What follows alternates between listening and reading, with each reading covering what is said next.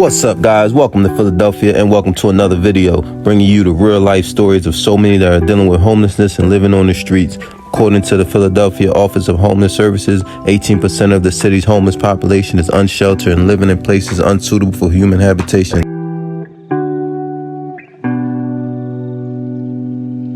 What's up, guys? We back with another exclusive story, and today we're with Jenna.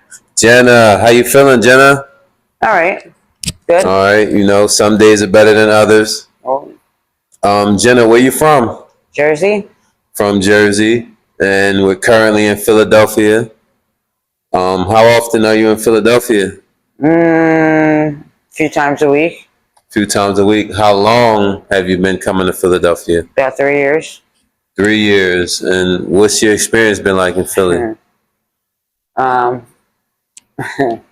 Craziness. A lot. Yeah, a lot of craziness. Yeah, I don't want to keep coming back for it. I'll tell you that. Philly is a crazy place. Mm-hmm.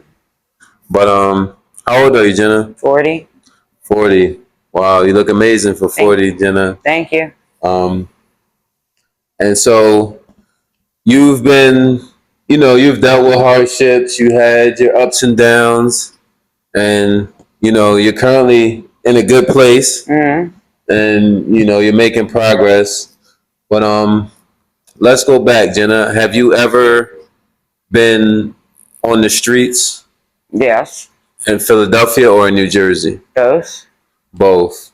Was there a difference with each city? Yes and no, but I've also been on the street clean and not clean. So there's a big difference with that too. Okay, which was first? Using when I wasn't clean. So you first was on the streets before you were using? No, before I got clean. I was using when I first went on the street. So that started in Jersey. I was on the streets in Camden. Then it was like back and forth. I was used, so I figured, I was living on the street, so I might as well use. And then I finally, honestly, why I started coming to Philly was the drugs were better here. Okay, I've heard that a lot. And it was more, you can do them anywhere instead of, there was a freeness in being able to be over here and use drugs. You don't have to worry about the cops coming or them doing anything. But then in June I got clean and I've been on the streets for the last 3 months.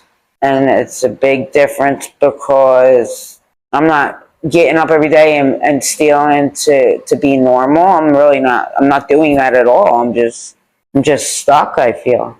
Okay. Well, Philly is known for having that open drug market in Kensington, and people just freely kind of just do their thing. The cops right there, they see it. So I know people have seen that on YouTube.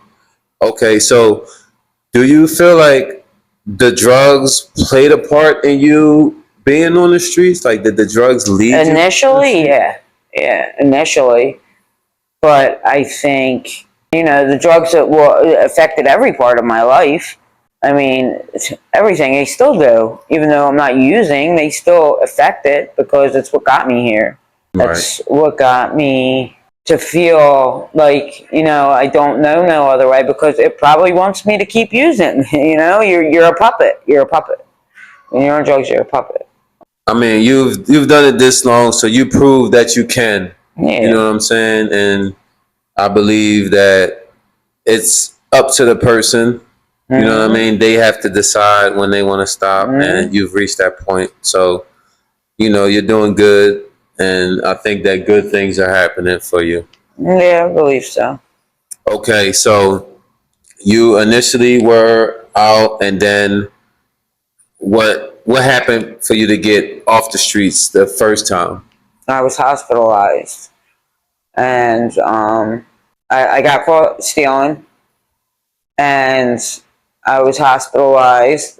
I had 3 blood clots in my neck, and they released me, and my mom, said, come home. So I was there, and with my daughter, so I didn't want to go anywhere. And then, so I have problems with my mom, so it was good for a little while, but I just feel like things happen, and I left, and I feel bad about leaving because my daughter's there. But it's not good. That's like being in a relationship with somebody just for the kids, and that's not good. It's not. There's more arguing than anything else. So I left again. Well, she pressed charges on me, but I left. And you have how many children? 4. You have 4 children. And how old are they? My 2 oldest are twins. They're 17. They'll be 18 in February. I have a 14-year-old and a 5-year-old. Okay, so do you have any family in Philadelphia? No. No family. So you were just here, just hang with friends? So-called friends. Or just associates from the streets? Yeah. Okay. Well, my daughter's dad, he's over here somewhere. So, but like that, I was hanging out with him at first. But then when I got clean, I didn't really hang out with him anymore because we don't have nothing in common besides drugs. Right. There's a lot of that. That's like trauma bonding. Okay, so let's talk about your experience in Philly on the street. What was that like? Like, have you frequent Kensington? Yeah. I Okay. slept there last night. Okay, what was your experience like in Philly, period? It is, it really honestly didn't have I've never had a bad encounter in Kensington. Never had a problem with nobody. Everybody's life's different. I kind of just keep to myself and, put my head down and go. I don't, tell everybody everything. I don't try and make friends with everybody. I would basically cop and go. And, I never had problems. So it wasn't, I think that's why I kept coming back. There was never nothing wrong. So I just, the cops never bothered me. People never bothered me. I just, but I've met really good people that are homeless out here that, they don't use or they use, but they're still my friends. So like last night I stayed out here with my friend that I've known for about 3 years, and he's clean living on the street, and I stayed with him last night. Okay. And what's the treatment like from like the regular people on the streets, when you're dealing with, homelessness and addiction and things like that? A lot different. They immediately look at you differently. But I don't really care what people think of me. I got to a point that I know who I am. And I don't need to prove that to anybody. But yeah, there's definitely a stereotype. There's definitely judgment that think that all drug addicts, if you choose to do this, then you deserve to die. And I was raised by drug addicts. That's all I knew. Until I went with my grandma, but that's all I knew. I didn't know any other way to live. As I get older, though, I'm doing things different. Like I put myself back in school. I started school in January. I was signed out at 9th grade. My mom signed me out of 9th grade and let me drop out of high school at 9th grade. But so I really didn't have any structure. None. I was always told just go. That's what's up, man. I do see your progress and your mindset. And so for those the reason part of the reason why I do these videos is because I want people out there to, see people as individuals, not judge them on a perception or a misconception. So what would you say to those people that don't really know, what you deal with, and they may misjudge people in a situation? Just don't assume that every person's the same. Some people want to get high. Some people don't feel stuck. Some people don't know what they feel. But there's always hope. There's always, for some people, like I thought I wouldn't be where I'm at right now, and I always thought I'd die a using addict. So everybody got to where they are by different circumstances. But honestly, I feel like we all got there because there wasn't enough resources and people there to say there's another way. Absolutely. What do you think is necessary to change a lot of these situations? Just to feel like you can say when I wanted to go back to school. Immediately, my mom was negative about it and was like, you're 40 years old, you have no business, But I've talked to other people who are like, you can change your life at any age, it's not over yet. And that's how I feel. My life's not over. So anybody who's watching or feeling the same way, you can change. And the school's paying for my whole everything, and I didn't know that. I don't have to pay a dime, and I feel like that's a door. If I didn't do that, I would have never known. I would have never known. Okay, Jenna. So, what's the craziest experience you've had being out here?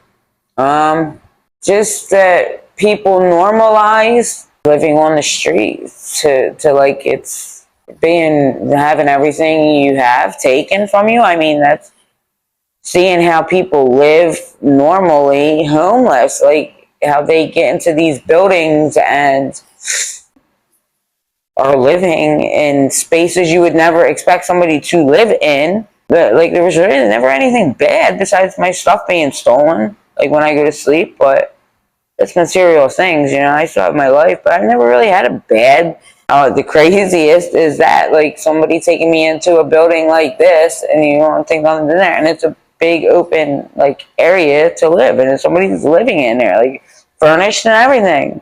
Like an apartment, you would think.